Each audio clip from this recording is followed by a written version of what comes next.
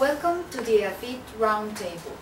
Today we are going to talk about corporate governance system in Canada. We have received some questions from our listeners, and the first question is, which is the structure of the corporate governance system in Canada? Brent? To answer that question, Sandra, I would say the corporate governance systems in Canada belongs to a group of similar systems from the United Kingdom, Europe, and Australia. These systems are called the principles-based approach, meaning with the exception of mandatory rules regulating to audit committees, companies are only required to publicly disclose information to the extent of suggested best practices. The emphasis of these disclosures is intended to give the firm flexibility to tailor its corporate governance practices to specific purposes for the company. This provides investors with relevant information to evaluate the company within its own means. To contrast, the United States have a rules-based approach. This basically means that it's oriented towards a mandatory and much greater emphasis on regulatory enforcement rather than voluntary compliance. Another thing we have to discover is that Canadian companies are incorporated under the Federal Canada Business Corporations Act. All provinces have their own parallel acts, so it is very important to research the local legislature before starting your corporation in these provinces. The next question we have is, how is the line of responsibility structured within a corporation? Alex, can you help us out on that? Thank you, Brent. The line of responsibility rises up right from managers to directors to shareholders. Regarding the shareholders, they are requested to have shareholder meeting at least every 15 months. They elect members of the board of directors and appoint the auditors. The shareholder meeting, they also authorize remuneration and release of responsibility of the directors. Shareholders may convene a special meeting at any time whenever they present 5% or more of the corporation. In Canada, the shareholder majority is 50% in general for general issues and 66% in critical issues. The directors are usually recommended by the shareholders and the rest of the board of directors, but usually selected by the managers. Any shareholder may nominate director candidate at the shareholder meeting.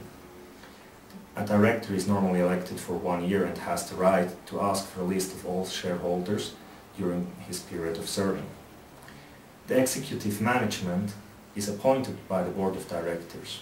In case they have conflicts of interest, they have to disclose their interests and refrain from voting. The manager are reliable to fulfillment of objectives and tasks given by the directors. Next question. What has to be considered for reporting and auditing? Okay, thank you, Alex. Regarding the reporting and auditing, corporate governance rules in Canada are followed by the Canadian Securities Administration. Public companies are required to prepare, publicly disclose, and file with the securities regulatory authorities and quarterly unaudited and annual audited financial statements. Also, a related management discussion and analysis. Also, it is important to have an annual continuous disclosure document setting with all information regarding the business and operations. Regarding the audits, the CEO and the CFO must certify that the reports do not contain misinterpretations or need to state any material regarding financial conditions. All the actions of the companies are regulated by an external auditors who have to report to an audit committee to show the problems and difficulties.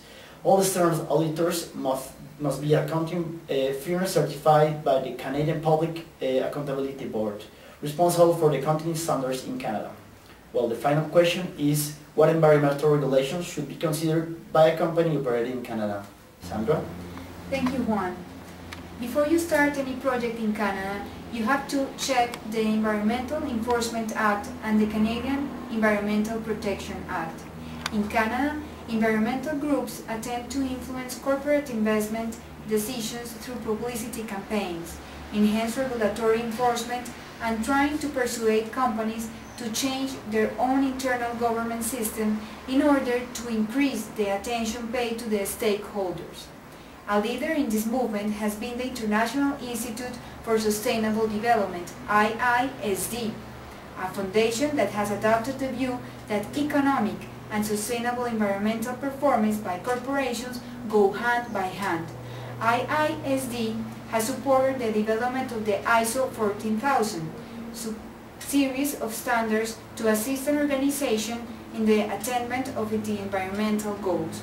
These goals must be the starting point for the corporate planning and decision making. Thank you very much for your attention and have a good night.